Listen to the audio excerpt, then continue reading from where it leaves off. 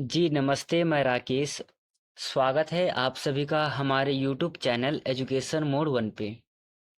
अभी हमने इससे पिछले वाले वीडियो में चैप्टर नंबर 4 तक कंप्लीट कर लिया था।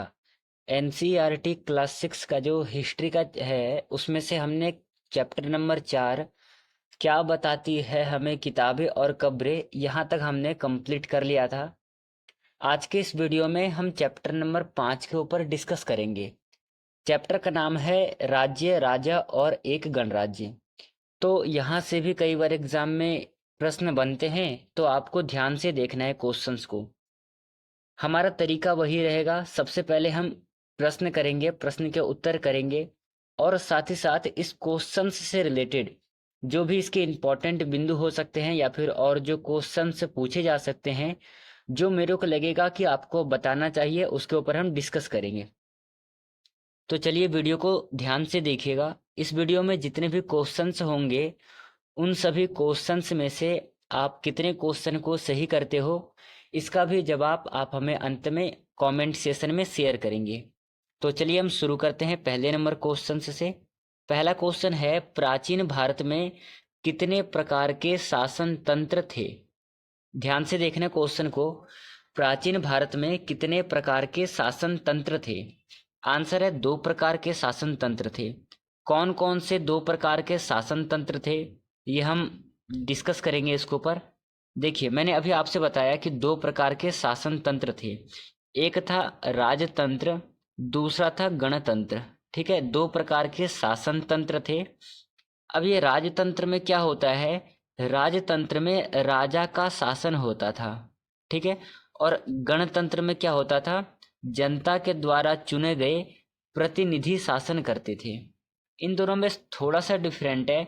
राजतंत्र जो होता है ये वंशानुगत होता है। ठीक है, कैसा होता है? वंशानुगत होता है। और जो राजतंत्र के अलावा गणतंत्र है, ये जनता के द्वारा चुना जाता है। ठीक है, तो इन दोनों में थोड़ा सा डिफरेंट है, आपको ध्यान रखना है। चलिए हम सेकंड नंबर का क्वेश्चन करते हैं। दूसरा क्वेश्चन है, महाजनपदों के उदय का काल किस काल के बाद शुरू हुआ? किस काल के बाद महाजनपदों का जो उदय है वो प्रारंभ हुआ? सही आंसर है ऑप्शन नंबर ए, वैदिक काल के बाद महाजनपदों का उदय हुआ। और मैं आपसे कई बार बता चुका हूँ कि महाजनपदों की संख्या कितनी है हमारे पास? 16। इन 16 महाजनपदों में से सबसे शक्तिशाली जो महाजनपद था वो था मगध। ये आपको नाम याद रखना है। चलिए कुछ के इसके इम्पोर्टेंट बिंदु देखेंगे। महाजनपदों का उदय उत्तर वैदिक काल के बाद हुआ है। ठीक है, यह समय लगभग 600 ईसा पूर्व का है जब महाजनपद का उदय हुआ था। इस काल में विभिन्न राज्यों का उदय हुआ था। बहुत सारे ऐसे राज्य थे जिनका कि उदय हुआ था। इन बातों को ध्यान में रखते हुए चलिए अगले क्वेश्चन की ओर बढ़ते हैं। तीसरा नंबर का क्वेश्चन करेंगे। महाजनपदों में राजा की पदवी कैसे प्राप्त होती थी?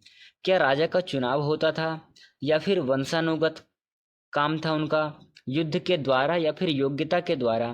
किस प्रकार से राजा की पदवी प्राप्त होती थी? देखिए, राजा की पदवी जो है वो वंशानुगत होती थी। मतलब कि आज जो आपके पिता के पास है, कल वही राजगद्दी ज्येष्ठ पुत्र के पास होगा। इसको हम कहते हैं वंशानुगत, मतलब कि एक पीढ़ी से दूसरी पीढ़ी में हस्तांतरित होना। तो राजा की पदवी कैसे प्राप्त होती थी महाजनपद काल में? वंशानुगत। ये आपको ध्यान रखना है। कुछ इसके इम्पोर्टेंट बिंदु हम और विस्तार पूर्वक समझेंगे। अधिकांश महाजनपदों में राजा का पद वंशानुगत था। मतलब कि आपके फादर से क्या होता था? सन को मिलता था, जो बड़ा सन होता था उनको प्राप्त होता था। राजतंत्र में राजा का स्थान पिता से पुत्र को मिलता था। वही बात है जो मैंने अभी आपको ऊपर बताया है। गणराज्यों में राजा का चुनाव होता था। सबसे पहला क्वेश्चन जब आपने किया कि शासन कितने प्रकार से थे, एक था गणतंत्र और दूसरा था राजतंत्र।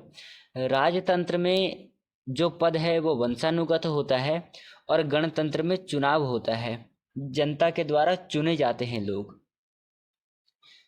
चलिए अगला क्वेश्चन देखिएगा। नेक्स्ट क्वेश्चन है, ये महाजनपद काल से रिलेटेड है क्वेश्चन। वज्जी संघ किस प्रकार का शासन था? क्या यह गणराज्य था, राजतंत्र था, साम्राज्य था या फिर जनपद था? चारों ही ऑप्शंस में से कौन सा सही आंसर है? देखिए, वज्जी महासंघ जो था ये एक प्रकार का गणराज्य था। गणराज्य मतलब कि जहां पर जो जनता के द्वारा चुने गए सदस्य हैं उनके द्वारा डिस्कशन लिया जाए। तो वज्जी कैसा था? गणराज्य का शासन था यहाँ पर। और इसी के साथ साथ यहाँ पर कुछ इम्पोर्टेंट बिंदु है। वज्जी संघ एक गणराज्य था, इम्पोर्टेंट है आपके एग्जाम के लिए। यह गणराज्य कई कुलों में गठबंधन से बना था। ये जो गणराज्य है वज्जी संघ, इसमें कई कुलों का गठबंधन था। इसमें प्रमुख निर्णय जो है सभा के द्वारा लिए जाते थे। ठीक है, वज्जी संघ में जो कि एक गणराज्य था, इसमें निर्णय कई सभा मिलकर के लेती थी। तो ये तीनों ही बिंदु आपको याद रखना है।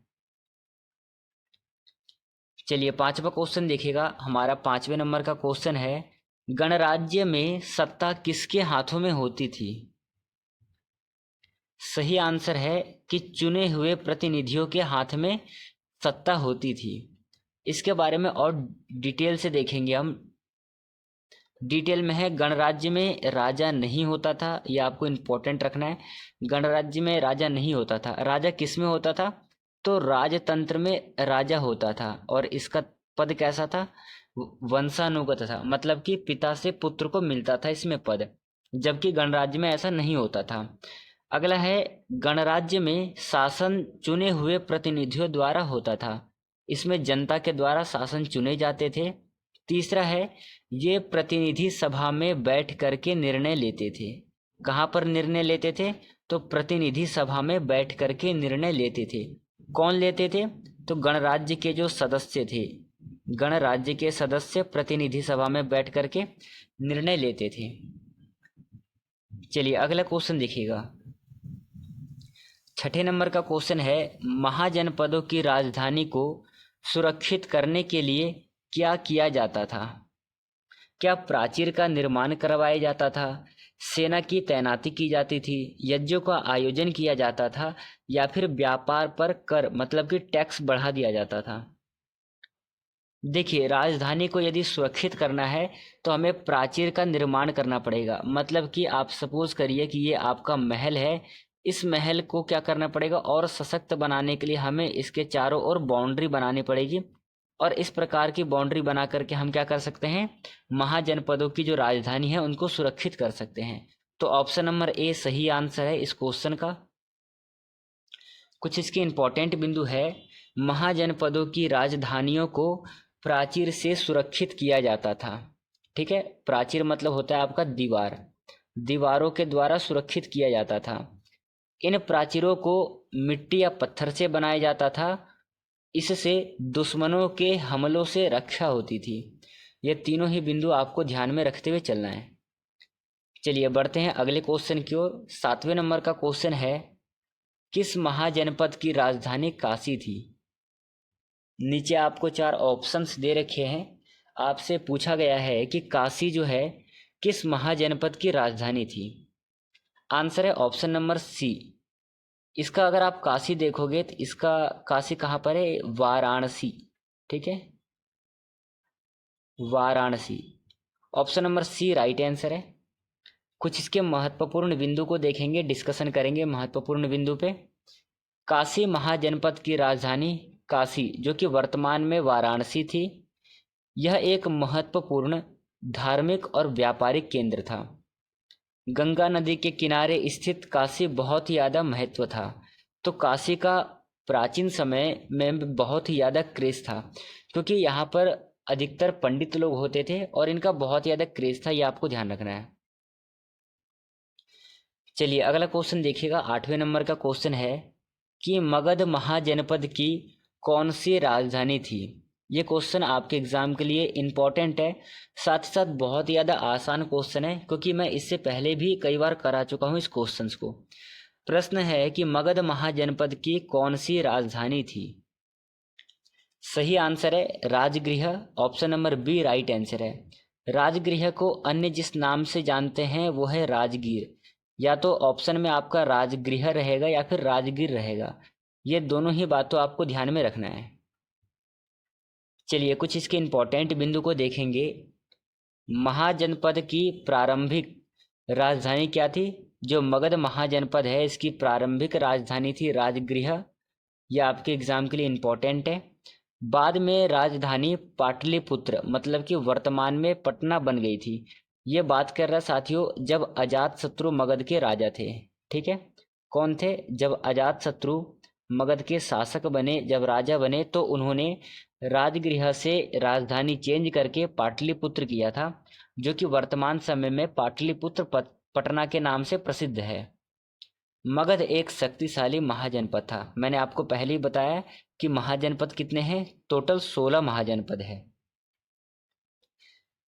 चलिए अगला क्वेश्चन देखिएगा, 9वें नंबर का क्वेश्चन है कि किस राजा ने पहली बार महाजनपदों को एकत्रित किया है? बिंबिसार, अजातशत्रु, चंद्रगुप्त मौर्य और अशोक। इन चारों ही राजाओं में से सबसे पहली बार महाजनपदों को एकत्रित करने का काम किसने किया है? आंसर है आपका ऑप्शन नंबर बी। किसने किया है? अजातशत्रु ने किया है। ऑप्शन नंबर बी सही आंसर है। चलिए कुछ इसके इंपॉर्टेंट बिंदु को देखते हैं। अजातशत्रु मगध के राजा थे, अभी हमने ऊपर पढ़ा है। उन्होंने कई महाजनपदों को अपने साम्राज्य में मिला लिया और उन्होंने अपने राज्य की सुरक्षा के लिए किलों का निर्माण करवाया था। किसका निर्माण करवाया था? किलों का निर्माण करवाया था। चलिए अगला क्वेश्चन देखिएगा, 10वें नंबर का क्वेश्चन है कि गणराज्य में कौन निर्णय लेता था? इंपॉर्टेंट क्वेश्चन है। गणराज्य में कौन निर्णय लेता था? क्या राजा निर्णय लेते थे, सभा के द्वारा निर्णय ली जाती थी, पुरोहित निर्णय लेते थे, या फिर सेनापति? देखिए मैंने अभी आपसे बताया था कि गण शब्द का जो शाब्दिक अर्थ होता है उसका मतलब होता है समूह। क्या मतलब होता है? समूह। इसमें जब कोई राजा नहीं होंगे तो स्वाभाविक सा बात है कि जो सभा होगी उनके द्वारा निर्णय लिया जाएगा। तो ऑप्शन नंबर बी यहाँ पर सही है। कुछ इसके सब टॉपिक्स देखेंगे, जो कि है गणराज्यों में प्रमुख निर्णय सभा द्वारा लिए जाते थे। सभा में जनता द्वारा चुने गए जो प्रतिनिधि होते थे वो निर्णय लेते थे। इनमें सभी मुद्दों पर चर्चा की जाती थी। गणराज्य में जितने भी मुद्दे थे उन सभी मुद्दों के ऊपर डिस्कशन होता था। चलिए अगला क्वेश्चन देखिएगा। अगले क्वेश्चन की ओर बढ़ते हैं हम। 11वें नंबर का क्वेश्चन है, महाजनपदों के राजा यज्ञ का आयोजन क्यों करते थे? आंसर है शक्ति प्राप्ति के लिए। किस लिए यज्ञों का आयोजन करते थे? तो शक्ति की प्राप्ति के लिए वो यज्ञों का आयोजन करते थे। जैसे कि कुछ इन्होंने इंपॉर्टेंट बिंदु दे रखे हैं। राजा यज्ञ करते थे ताकि उनकी शक्ति और प्रतिष्ठा बढ़ सके। आपके लिए एग्जाम के लिए इंपॉर्टेंट है। यज्ञ जो है धार्मिक एवं राजनीतिक महत्व रखते थे। इससे राज्य में एकता और समृद्धि भी बढ़ती थी। इनको आपको ध्यान में रखते हुए चलना है। चलिए 12वें नंबर का क्वेश्चन देखिएगा। 12वें नंबर का क्वेश्चन है, महाजनपदों में प्रमुख आर्थिक गतिविधि क्या थी? सही आंसर है कृषि। प्रमुख आर्थिक गतिविधि क्या थी? कृषि। कृषि का जो प्रारंभ है वो नवपाषाण काल से माना जाता है, पर इसका जो 16 महाजनपद है इनमें से एक जनपद था मगध। और कृषि में आपको बढ़ोतरी देखने को मिलती है लगभग 2500 वर्ष पहले। क्यों बढ़ोतरी देखने की मिलती है? क्योंकि उस समय पर लोहे का प्रयोग होने लग गया था कृषि में। आपको जो हल है, जो खेत जिससे जोता जाता है, उसमें क्या था कि आगे जो इस प्रकार से बने होते थे, इसमें ये जो आगे का जो भाग है ये लोहे के द्वारा बने होते थे। लोहे के द्वारा बनने होने के कारण एक फायदा होता था कि जमीन चाहे कितनी भी कठोर हो, ये उनको आसानी से खोद करके मतलब कि समतल बना देता था। और 2500 वर्ष पहले लोहे का प्रयोग किया गया कृषि में, जिसके माध्यम से कृषि की मांग और इसमें बढ़ोतरी होने लग गई। चलिए कुछ इसके इंपॉर्टेंट बिंदु को देखिएगा आप। महाजनपदों की अर्थव्यवस्था का जो आधार है कृषि है। कृषि से उत्पन्न अनाज से कर वसूला जाता था। ठीक है। सिंचाई के साधनों का विकास भी इसी समय पर हुआ था। तो ये तीनों ही बातें आपको ध्यान में रखनी है। चलिए अगला क्वेश्चन देखिएगा। 13वां क्वेश्चन है, मगध की शक्ति किस नदी के कारण बढ़ी थी? मगध की शक्ति किस नदी के कारण बढ़ी थी? आंसर है इसका ऑप्शन नंबर ए सही आंसर है। गंगा नदी के कारण मगध की शक्ति बढ़ी थी। क्यों बढ़ी थी और किस कारण बढ़ी थी, यह हम इंपॉर्टेंट बिंदु में डिस्कशन करेंगे। गंगा नदी के कारण मगध की आर्थिक और सैन्य शक्ति बढ़ी थी। गंगा से व्यापार और यातायात में वृद्धि हुई थी। इसके किनारे स्थित मगध जो है वो रणनीतिक रूप से महत्वपूर्ण था। तो ये तीनों ही बिंदु आपके एग्जाम के लिए इंपॉर्टेंट है। चलिए अगला क्वेश्चन देखिएगा। नेक्स्ट क्वेश्चन है, वज्जी संघ का प्रमुख केंद्र कौन सा था? नीचे आपको 4 ऑप्शन दे रखे हैं, राजगृह, वैशाली, पाटलिपुत्र और श्रावस्ती। आपसे प्रश्न में पूछा गया है वज्जी संघ का प्रमुख केंद्र क्या था? आंसर है इसका Vaishali, option number B right answer है। अभी आपने पढ़ा था जो वज्जी संघ है ये क्या है, यह एक गणराज्य है, ठीक है। और आपने अभी देखा था कि गणराज्य में राजा का शासन नहीं होता है, यहाँ पर राजा नहीं होते हैं। किसके द्वारा निर्णय लिए जाते हैं? तो समूह के द्वारा निर्णय लिया जाता था। तो ये तीनों ही बातों को आपको ध्यान में रखते हुए चलना है। चलिए कुछ इसके इंपॉर्टेंट बिंदु है जो कि नीचे है। वैशाली जो है वज्जी संघ का प्रमुख केंद्र था। यह एक गणराज्य था जहां राजा का चुनाव होता था, ठीक है। किसके द्वारा? जनता के द्वारा होता था। वैशाली का प्राचीन भारत में राजनीतिक और आर्थिक धार्मिक महत्व था। राजनीतिक महत्व और धार्मिक महत्व था। तीनों ही सब टॉपिक्स आपको ध्यान रखना है।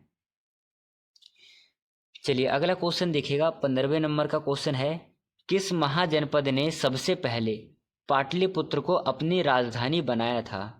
काशी, कौशल, मगध और वत्स, चारों ही ऑप्शंस में से करेक्ट आंसर कौन सा है?